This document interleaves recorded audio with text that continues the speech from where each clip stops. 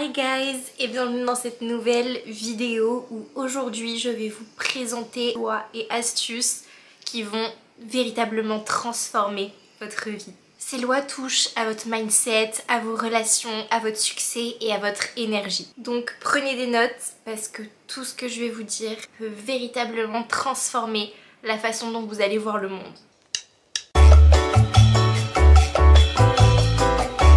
Les 11 lois et astuces dont je vais vous parler, ce sont des lois qui se complètent. Elles sont vraiment faites pour aller ensemble. Évidemment, vous pouvez totalement les travailler et les apprendre séparément. C'est même l'objectif, mais le but c'est que vous ajoutiez loi par loi. Donc au total que vous ayez ces 11 lois d'acquis pour que vous puissiez être beaucoup plus heureux, heureuse et réussir votre année parce que c'est la rentrée. Loi numéro 1, la loi de la rareté. Ce qui est rare attire. On désire toujours ce qu'on ne peut pas avoir facilement. C'est humain. Plus quelque chose est rare, plus il vous attire. Le but de cette loi, c'est de comprendre que votre valeur perçue augmente quand vous devenez sélectif avec votre temps, votre énergie et vos compétences. Alors, à partir de maintenant, il faut prioriser. Parfois, dire non s'impose. On n'est pas tout le temps obligé de dire oui. Donner ses limites. C'est même pas les donner, c'est les imposer. Terme très important. Et concentrer votre énergie sur ce qui est véritablement important à vos yeux. Crois-moi, ton entourage le ressentira et ton respect grimpera. Par exemple, si vous êtes toujours disponible pour tout le monde, vous perdez votre valeur. C'est triste, mais c'est comme ça. Maintenant, imaginez un coach ultra demandé qui n'a que 3 créneaux par mois. Tout le monde va vouloir s'arracher ces créneaux. Non pas parce qu'il est le meilleur, mais juste parce qu'il est le plus rare. Vous comprenez? La loi du retrait, se retirer pour mieux revenir. Parfois, le pouvoir n'est pas dans l'action, mais dans le retrait.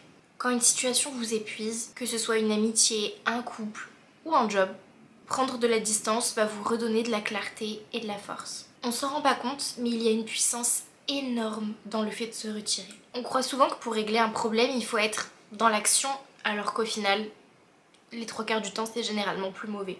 Mais parfois, le silence et la distance sont bien plus forts. Il faut utiliser cette distance pour se reconstruire, réfléchir et revenir plus fort. Ou parfois, ne pas revenir du tout. C'est même très important. Si quelqu'un ne vous mérite pas, out, vous sortez. Par exemple, si vous êtes dans une relation toxique. En vrai, il y en a énormément et on s'en rend pas compte. Vous essayez de vous faire entendre, mais rien ne change. Le jour où vous prenez vos distances, les rôles s'inversent. Vous cessez de subir et vous reprenez le contrôle. Et il faut toujours que vous soyez dans cette position. Ne laissez pas des gens qui ne le méritent pas vous blesser. La loi des masques. Tout le monde porte un masque. Dans la vie, c'est vrai qu'on porte un peu tous son propre masque. Au travail, en société et même parfois avec sa propre famille. Le but de cette loi, c'est d'ouvrir les yeux. Ne prenez jamais les gens uniquement pour ce qu'ils vous montrent. Il faut arrêter de croire que cette personne sur Instagram ou ce collègue ultra confident a tout compris à la vie. Derrière chaque masque, il y a des insécurités et des failles. Tout le monde en a. Et quand vous l'aurez compris, ça sera vraiment libérateur pour vous. Ça va vous éviter de vous comparer et ça va vous permettre de naviguer dans vos relations avec beaucoup plus de lucidité. Par exemple, une collègue de travail ou une camarade de classe qui sourit tout le temps. En fait, elle est peut-être en train de vivre quelque chose d'ultra difficile qu'elle n'arrive pas à exprimer. Ou inversement, quelqu'un qui se montre très souvent arrogant ou prétentieux peut justement cacher de grosses insécurités. Et si vous voulez une astuce, observez toujours les actions plutôt que les paroles, car les actes disent toujours la vérité. La loi de l'effet levier.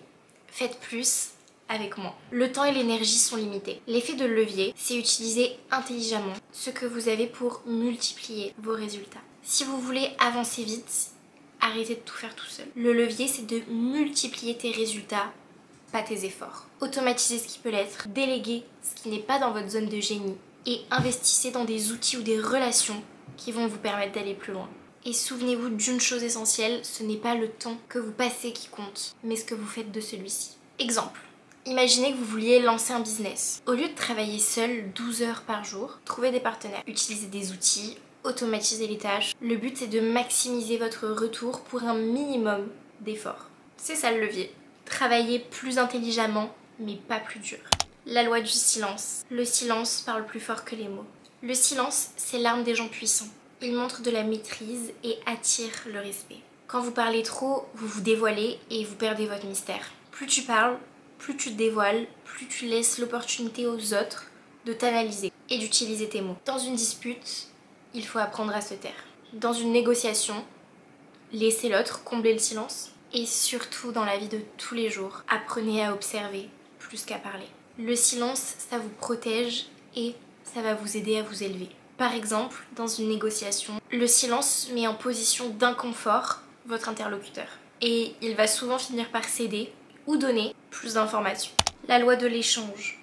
Tout est transaction. Dans la vie, tout est une question d'échange. Votre temps, votre énergie, votre amour, votre argent, tout a une valeur.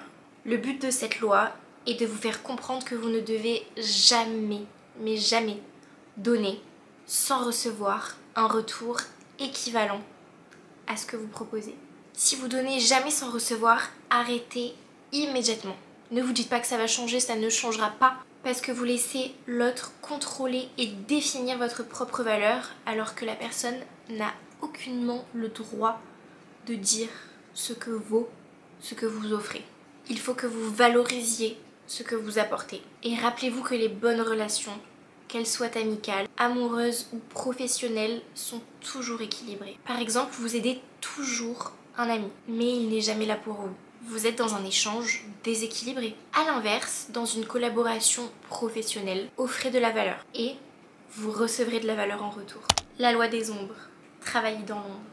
Les plus grands succès se construisent en silence et ça a été scientifiquement prouvé. Ceux qui annoncent tout le temps, s'essoufflent. Le but de cette loi, c'est de vous rappeler que le vrai travail se fait quand personne ne regarde. Travailler dans l'ombre et briller dans la lumière. On vit malheureusement dans une époque où tout le monde veut toujours tout montrer. Et sachez que ce que l'on voit sur les réseaux sociaux n'est pas forcément la vraie vie. Alors gardez vos projets pour vous. Avancez discrètement. Et le jour où vous sortirez de l'ombre, laissez les résultats parler à votre place. Mais attention, travailler dans l'ombre ne signifie pas ne rien dire à personne, ne faire confiance à personne. Of course, il faut que vous soyez bien entouré, que vous ayez une team de soutien ou même une team avec qui travailler, mais ne le criez pas sur tous les toits, n'exposez pas votre projet aux yeux du monde entier. Cette loi, c'est vraiment ça qu'elle signifie. La loi du contraste. Tout se voit dans la comparaison. Rien n'existe sans contraste. Vous ne remarquez la lumière que parce qu'il y a de l'ombre et le calme que parce qu'il y a du bruit. Donc, si vous voulez vous démarquer, arrêtez de suivre les gens.